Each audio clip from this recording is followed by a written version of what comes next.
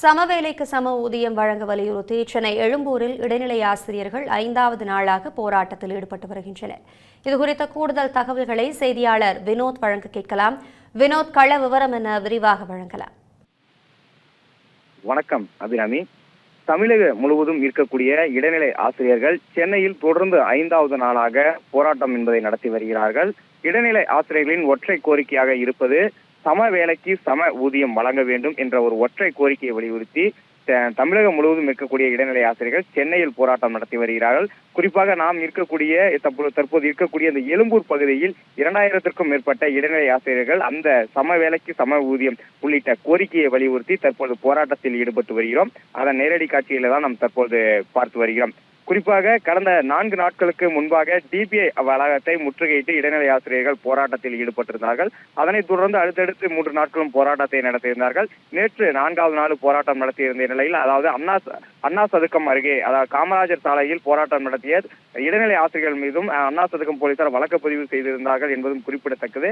இந்த சூழ்நிலையில் 5வது நாளாக இன்று எழும்பூர் பகுதியில் இருக்கக்கூடிய ரவுண்டானம் பகுதியில் தற்போது இடைநிலை ஆசிரியர்கள் அந்த பகுதியில் போராட்டம் என்பதை நடத்தி வருகிறார்கள். அதே சமயம் தற்போது இடைநிலை ஆசிரியர்களை கைது செய்யும் நடவடிக்கையிலும் அங்க இருக்கக்கூடிய காவல்துறையினர் முற்பட்டு வருகிறார்கள். குறிப்பாக அவர்கள் சம வேலைக்கு சம ஊதியம் வழங்க வேண்டும் என்றும் தான் இந்த கோரிக்கையை வலியுறுத்தி தான் தொடர்ந்து 5 நாட்களாக சென்னையில் இந்த போராட்டத்தை முன்னெடுத்திருக்கிறார்கள். குறிப்பாக தமிழகம் முழுவதும் இருக்கக்கூடிய இடைநிலை ஆசிரியர்கள் தற்போது இங்கு தமிழ்நாட்டின் தலைமையாக இருக்கக்கூடிய இந்த சென்னையில் தான் இந்த போராட்டத்தை முன்னெடுத்திருக்கிறார்கள். இன்று 5வது நாளாக எழும்பூர் பகுதியில் போராட்டம் நடத்தப்பட்டு வருகிறது. குறிப்பாக அந்த பகுதியில் ஓரங்களில் இடைநிலை ஆசிரியர்கள் அனைவரும் அமர்ந்து கொண்டு கோஷங்களை எழுப்பிக் கொண்டு போராட்டத்தில் ஈடுபட்டு வருகிறார்கள். தங்களின் கோரிக்கையை நிறைவேற்றும் முறை 10 நாட்கள் ஆனாலும் சரி, 15 நாட்கள் ஆனாலும் நாங்கள் இதே பகுதியில் பல்வேறு இடங்களில் நாங்கள் இந்த போராட்டத்தை முன்னெடுப்போம் என்பதை இடைநிலை ஆசிரியர்களின் ஒரு பேச்சாகவே இருக்கிறது. தொடர்ந்து தற்போது எழும்பூர் பகுதியில் போராட்டம் நடத்தி வருவதால்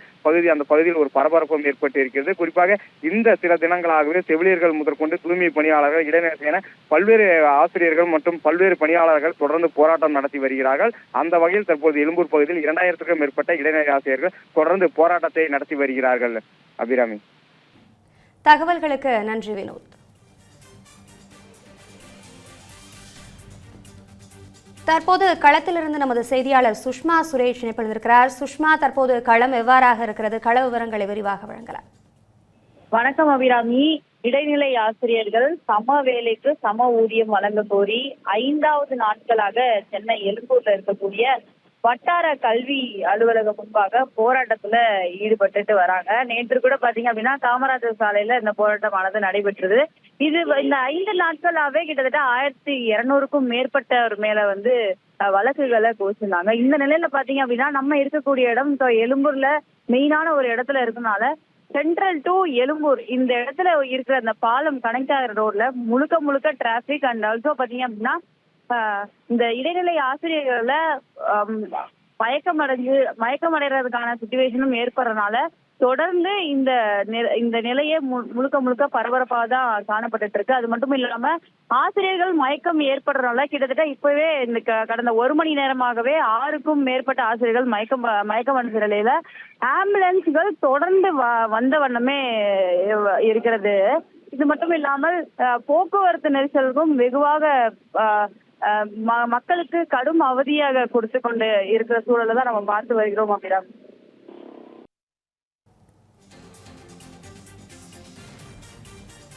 கள விவரங்களை வழங்கியமைக்கு நன்றி சுஷ்மா.